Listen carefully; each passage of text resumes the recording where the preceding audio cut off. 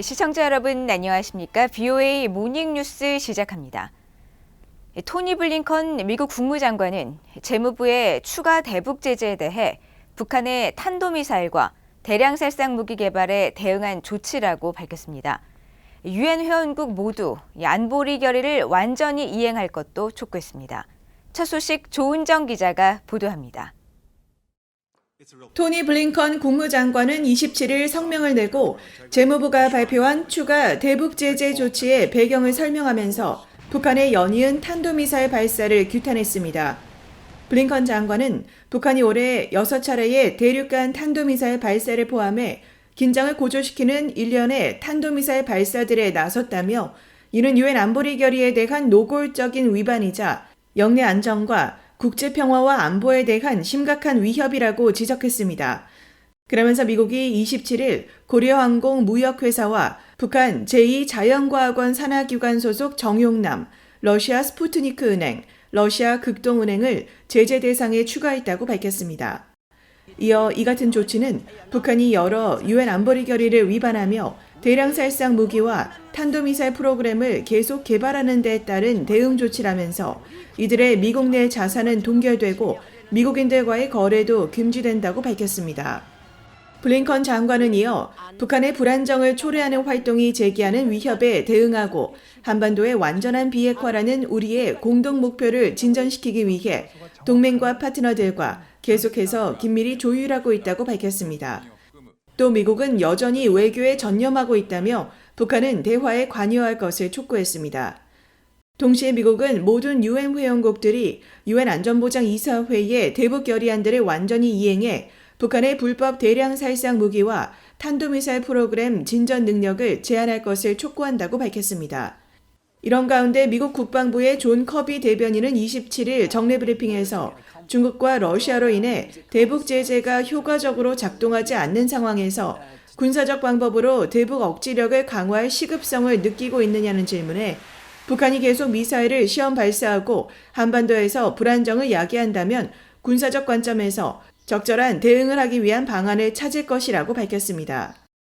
We're able to and we'll continue to look for opportunities for an appropriate response from a military perspective if it makes sense as they continue to again conduct these launches and continue to provoke insecurity and instability on the peninsula. 커비 대변인은 그러면서 지속적인 북한의 탄도미사일 발사에 대한 대응 조처로 한국, 일본과 함께 실시한 양자 훈련을 거론하며 매우 신속하게 통합돼 진행됐다는 사실을 상기시키고 싶다면서 이것은 훌륭한 동맹 관리와 다른 나라 군대 능력에 대한 사전 지식, 군사 능력에 대한 익숙함 등 우리가 동맹들과 함께하는 지속적인 훈련과 작전 때문에 이뤄진 것으로 주목할 만한 일이라고 강조했습니다. VOA 뉴스 조은정입니다. 미국과 영국, 프랑스, 독일 등 G7 주요 7개국 외교장관들이 북한의 지난 25일 대륙간 탄도미사일 ICBM 발사를 강력히 규탄했습니다. 주요 7개국 G7 외교장관들과 유럽연합 외교안보정책 고위 대표는 30일 공동성명을 통해 북한이 실시한 이딴 ICBM 발사를 가장 강력한 용어로 규탄하며 올해 들어 북한이 실시한 여러 탄도미사일 발사처럼 이번 행동은 관련 유엔 안보리 결의에 대한 노골적인 위반이라고 비판했습니다.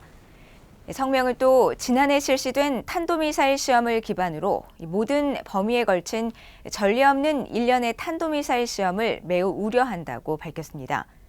이어 유엔 안보리의 추가 대북 제재 결의안을 중국과 러시아가 반대해 부결시킨 데 대해서는 북한의 탄도미사일 발사를 규탄하고 대응 조치를 강화하기 위한 결의안을 채택하지 못해 깊이 유감스럽다고 밝혔습니다.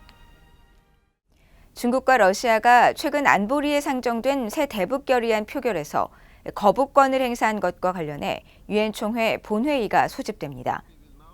압둘라 사이드 유엔 총회 의장은 27일 서한을 통해 다음 달 8일 오전 10시 유엔 본부에서 총회 본회의를 소집한다고 밝히고 지난 26일 열린 안보리 제9048차 회의에서 두 상임이사국이 거부권을 행사한 것에 관해 토론하기 위한 것이라고 설명했습니다. 또 이번 본회의 소집은 안보리 상임이사국이 거부권을 행사하면 업무일 기준 열흘 내에 그 이유를 설명하고 회원국 간 토론을 개최하도록 결정하는 내용의 총회 결의를 근거로 한다고 설명했습니다. 앞서 유엔 총회는 지난달 26일 5개 상임이사국이 특정 결의안에 거부권을 행사하면 총회에 출석해 반대 이유를 설명해야 하는 내용의 결의를 채택했으며 이 결의에 따른 유엔 총회 본회의 개최는 이번이 처음입니다. 미중 미러 갈등이 악화하면서 북한의 불법 도발에 대한 안보리 차원의 대응이 갈수록 어려워지고 있다고 미국의 전문가들이 지적했습니다. 미국이 동맹국들과 함께 독자 제재와 군사 협력을 강화하고 특히 중국과 러시아를 겨냥한 제3자 제재를 확대해야 한다는 제안이 나옵니다. 김영교 기자가 보도합니다. 헤리티지 재단의 브루스 클링너 선임연구원은 중국과 러시아는 반복적인 유엔 안보리 결의 위반에 따른 추가적인 국제사회의 처벌을 받지 않도록 북한 정권을 또다시 보호했다고 비판했습니다. 중국과 러시아는 유엔 안보리에서 거부권을 행사하면서 북한의 위반 행위에 대한 증거를 부인하고 북한 기관에 대한 추가 제재 지정을 반대함으로써 북한의 변호인처럼 행동했다는 겁니다. 유엔 안보리 대북제재위원회 산하 전문가 패널에서 미국 측 대표를 지냈던 윌리엄 뉴콤 전 재무부 분석관은 북한에게 추가 도발에 대한 청신호를 보여줬다고 비판했습니다. 그러나 중국과 러시아의 이번 거부권 행사가 새로운 핵실험에 대응한 결의안에도 거부할 준비가 됐다는 의미인지 불확실하다면서 북한이 핵실험을 감행할 경우 중국과 러시아는 대량 살상무기 목록을 형식적으로나마 제재에 추가할 가능성이 높지만 무역과 해상 운송에 대한 제재 강화는 가능성이 떨어지고 사이버 제재는 받아들여지지 않을 것이라고 전망했습니다. 미국 백악관 국가안보회의와 중앙정보국 CIA에서 북한 문제를 다뤘던 수미테리 우드로 윌슨 센터 아시아 프로그램 국장은 중국과 러시아를 겨냥한 세컨더리 보이콧, 즉 제3자 제재 확대가 필요하다고 지적했습니다. I mean, there is still room to further target North Korea's illicit revenue streams, foreign bank accounts. I think we have to consider expanding secondary sanctions on financial institutions, including those in China and Russia. Biden administration has a mandate and powerful tool to crack down further on North Korea's financial networks. 한반도 안보 전문가인 브루스 벡톨 안젤로 주립대 교수는 동맹국과 군사적 협력을 더욱 강화해 북한을 압박할 필요가 있다고 말했습니다. We need to go back to having full-scale exercises like we did up until 2018. I think we could increase the types of operations that we would use for extended deterrence. That means, bringing strategic air assets to the Korean Peninsula, B-52s and B-2 bombers, deploying them in and out of the peninsula, flying missions in the areas near North Korea. 벡톨 교수는 그러면서 북한에 대한 압박 강화로 북한의 끔찍한 인권 상황을 제기하는 것을 포함한 정보 유입 활동도 필요하다고 강조했습니다. VOA 뉴스 김양교입니다. 유엔 안보리에서 중국과 러시아의 반대로 북한에 대한 새 결의안이 부결된 가운데 미국 재무부가 북한의 최근 대륙간 탄도미사일 ICBM을 포함한 탄도미사일 발사에 대응해 독자적인 추가 대북 제재 조치를 발표했습니다. 북한의 대량 살상 무기와 탄도미사일 프로그램을 지원한 북한 국적자 1명과 북한과 러시아의 국적자 3개 기관이 제재 명단에 추가됐습니다. 함지아 기자의 보도입니다. 미국 재무부 해외자산통제실은 27일 보도자료를 통해 북한이 지난 24일 대륙간 탄도미사일 ICBM 1발과 단거리 탄도미사일 2발 등 3발의 미사일을 발사했으며 올해 들어 지금까지 6발의 ICBM 등 모두 23발의 탄도미사일을 발사했다면서 이는 모두 유엔 안보리 결의 위반이라고 밝혔습니다. 그러면서 유엔 안보리 결의를 위반하며 북한의 대량 살상 무기와 탄도미사일 프로그램 개발을 지원한 북한 국적자 1명과 북한과 러시아 기관 3곳을 제재 대상에 추가한다고 밝혔습니다. 제재 명단에 오른 대상은 북한 미사일 개발 프로그램의 핵심적인 역할을 하는 제2자연과학원 소속 북한 국적자 정용남으로 지난 2019년부터 동유럽 벨라루스에 거주하면서 미사일 관련 물품을 조달한 혐의로 제재 명단에 올랐습니다. 또 북한 국적기인 고려항공 계열사 고려항공무역회사는 지난 4월 재무부 제재 대상에 오른 북한 로켓 공업부에 대한 재정적, 물질적, 기술적 지원과 물품 용역 등을 제공한 혐의로 제재 목록에 추가됐습니다. 이어 러시아 금융기관인 극동은행은 고려항공과 기타 북한 정부 기관을 대신해 은행 업무를 제공한 혐의로, 스푸트니크 은행은 유엔과 미국의 제재 대상에 오른 북한 조선무역은행에 금융상품과 용역을 제공하고 러시아 위성 서비스 사용 지불 촉진을 위해 지원하는 등의 혐의로 제재 대상에 올랐다고 재무부는 밝혔습니다. 재무부 해외자산통제실은 이번 제재 조치가 지난 2019년 제정된 오토원비어 북한 제재 강화법 정신에 따른 조치라고 강조했습니다. 오토원비어법으로 불리는 이 법은 미국 재무부가 불법 대북 금융거래를 돕는 해외 은행과 기관에 제재를 부과하도록 하는 내용이 핵심입니다. 제재 대상으로 지정된 개인과 기업에 고의로 상당한 금융 서비스를 제공하는 해외 기관에 세컨더리 보이콧, 즉 3자 금융 제재를 확대 적용하도록 하는 조항이 포함되어 있습니다. 해외자산통제실은 이번 제재 조치로 미국에 있거나 미국인 소유의 개인과 법인의 모든 재산과 이권은 차단되고 제재 대상에 지정된 개인의 재산과 이익과 관련된 미국인과 미국 내 모든 거래를 금지한다고 밝혔습니다.